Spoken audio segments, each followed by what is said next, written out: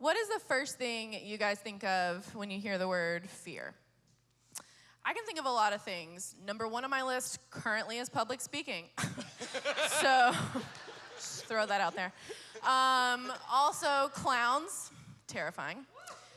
There's one thing, though, genuinely is the most terrifying thing. It's something a lot of you guys probably aren't familiar with, but I'm going to introduce you. His name is Charlie. Charlie is a terrifying monkey puppet. So I don't have strong feelings. Yeah, that's him. Look at his face. He has no soul. Yeah, so I don't have strong feelings about regular monkeys. I'm fine with them, but for some reason that thing, y'all, no. Probably because some people that I won't name that I might work with hide him under my desk, in my car. Yeah, anyway, the point is we all have fear, right? Whether it's irrational Charlie fear or real things that are frightening to us. So about 3.5 years ago, I was given the opportunity to come on staff here at Lifepoint. It was something I was excited to jump into. I really felt like God was calling me to it. Something that I wasn't expecting was the sense of fear that came with it. So a little bit about me, I didn't grow up going to church, and for some reason that felt really important when I stepped on staff at a church. It was like, they're going to figure out that I don't know some of the things theologically that some people might know, or I don't pray as well as I feel like I should, or whatever, those dumb things that go in your mind, right? So I was in, all that I can describe it as this paralyzing fear. I felt like I showed up every day to work just scared that somebody was going to ask me some weird Bible question, which, by the way, doesn't happen. Not yet at least. But I was paralyzed with this sense of fear. About a year later, so about 2.5 years ago, we started a ministry here at Lifepoint called Freedom. Yeah, those of y'all that know, you know, yeah.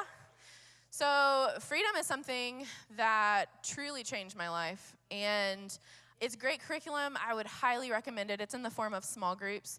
They start back up in February. We have a round going right now, but the next group you guys can be a part of is in February. Like I said, highly recommend. So Freedom is great curriculum. It's awesome material, great stories and verses, and takes you through a lot of different things. But truly, it wasn't a lot that I hadn't heard before. It wasn't a lot of verses that we went through that I wasn't familiar with. But what changed was I decided to receive it for myself. So how many of y'all know, I mean, you hear a verse and you're like, that sounds great, but that's not talking about me, right? So the verse that I think I remember really clicking with me one day, and I decided that it was for me, was Galatians 5:1.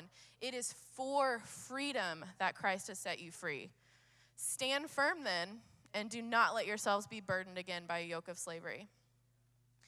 I love that verse, and the part I feel like that sticks out the most to me is when it says stand firm. Like Pastor Brett already mentioned, you know, the importance of standing firm, not if, but when trials come up in our lives. But Christ promises that if you stand firm, then we can find freedom. So I feel like something that I was really fearful of was a fear of forgiveness. And a lot of it, I mean, that might relate to you guys. It might be somebody in our past that has done something wrong to us. But for me, it was forgiveness of myself. I felt like I had made dumb choices, as a lot of us do in our 20s. I had said really hurtful and terrible things to and over myself that I really believed. So walking away from those things and believing that I was worth freedom was hard for me. But y'all, if you don't let your past die, it's not going to let you live.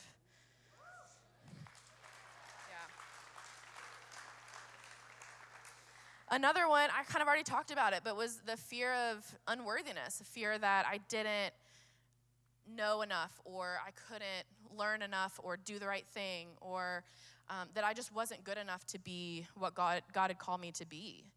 But God loves you, and y'all, this is for you right now, right here in this room. God loves you right here, right now, as much as he ever could. So that's something you have to receive for yourself. You have to hear that and believe that, because it's true. There's nothing you can do, nothing you can say that's going to make him love you more than he does right now. On the other side of fear is freedom. So freedom isn't the absence of fear. It's not saying that you're never fearful of anything else, but it's just the choice that something else is more important.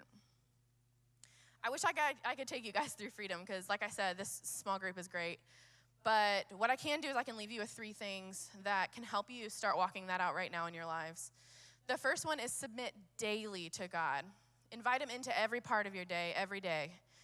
Tell him, less of me and more of you, God. The second thing is to close any open doors. And for each of us, that looks totally different. So for some of us, it could be social media. Some of us, it could be movies that we're watching. Some of us, it could be relationships, things that we feel like are pulling us from God and not honoring in our relationship with him. So just ask God to reveal to you what those things are. But something I want to tell you guys is that the voice of condemnation is not from God. If you're saying, God revealed to me these things, and you're hearing, you're so stupid. How could you fall back into that? How could you believe that again? How could you do this? Blah, blah, blah, blah. That's a voice of condemnation, and that is not of God.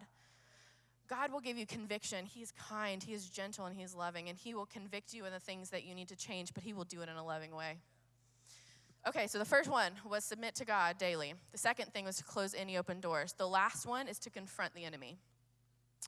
So James 4:7 says, submit yourselves to God, resist the devil, and he will flee from you. That's a promise, y'all. So you're submitting yourselves daily to God. You're resisting the devil. That's an action, right? You're resisting the devil, but he will flee from you. So you got to step out, and you have to resist him in that. Because the enemy may have a plan for you, but so does God. And it is a choice. It is a choice to believe God's plan for you. Choices lead, and feelings follow. So choose to fight fear, because on the other side of fear, there's freedom. Thanks.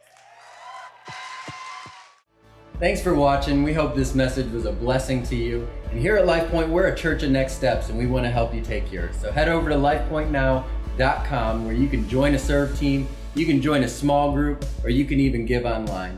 And make sure you hit our subscribe button. We don't want you to miss any of the content we push to our YouTube channel. Have a great day, and we'll see you next time.